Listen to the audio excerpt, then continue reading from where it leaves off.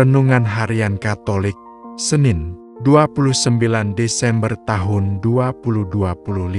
Sang Terang, sebab mataku telah melihat keselamatan yang daripadamu, yang telah Engkau sediakan di hadapan segala bangsa, yaitu terang yang menjadi penyataan bagi bangsa-bangsa lain dan menjadi kemuliaan bagi umat-Mu Israel. Lukas bab 2, ayat 30-32. Saudara-saudara, bila lampu tiba-tiba padam dan kegelapan menyelimuti kita, apa yang sebaiknya kita lakukan? Tetaplah diam. Bukalah mata lebar-lebar hingga mata mulai menyesuaikan diri dalam kegelapan itu.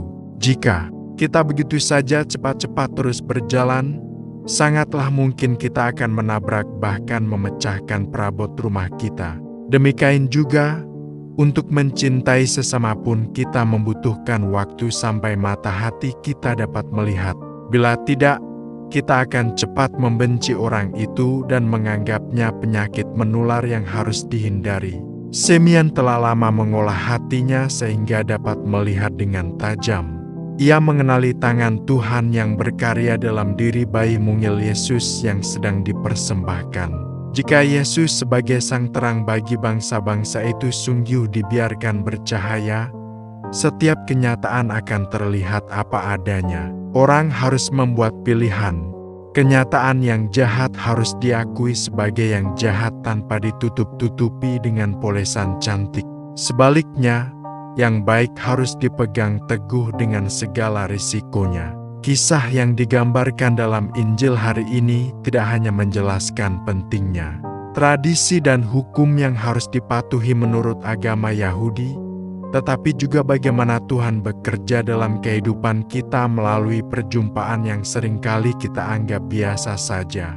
Yusuf dan Maria membawa Yesus yang masih bayi ke Bait Allah di Yerusalem untuk melakukan upacara penyucian sesuai hukum Musa. Dalam ketaatan mereka melakukan hukum agama, mereka bertemu dengan Simeon yang telah dijanjikan oleh Roh Kudus bahwa dia tidak mati sebelum melihat Mesias.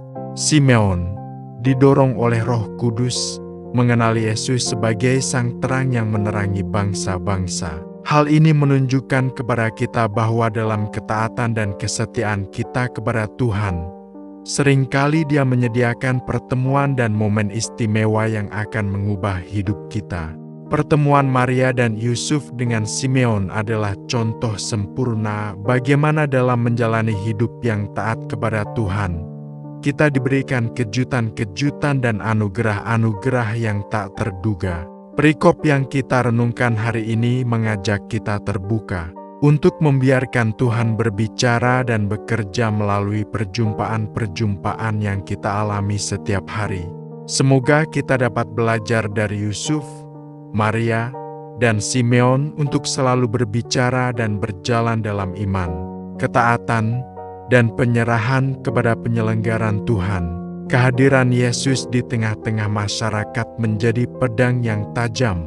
Ia membelah antara yang benar dan yang salah.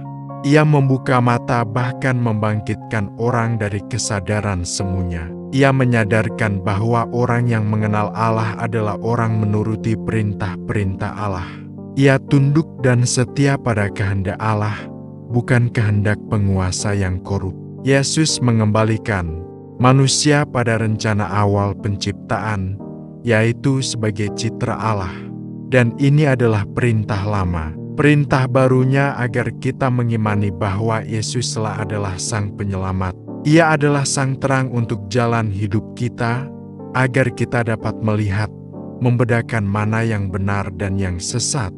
Kita umat beriman telah mempunyai jalan yang terang. Jalan yang terang itulah yang kita lalui sehari-hari. Sehingga kita berani untuk jujur meskipun buntung, karena yakin bahwa jalan yang terang itulah yang membawa kita kepada tujuan.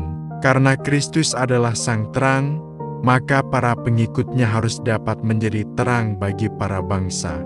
Hidupnya harus menghasilkan buah-buah nyata yang dirasakan oleh banyak orang yang ada di sekelilingnya. Tuhan Yesus, sang terang, ajarilah kami untuk menyerap seluruh keilahian-Mu dalam kemanusiaan kami ini, agar kami boleh ambil bagian menjadi cahaya bagi para bangsa pula.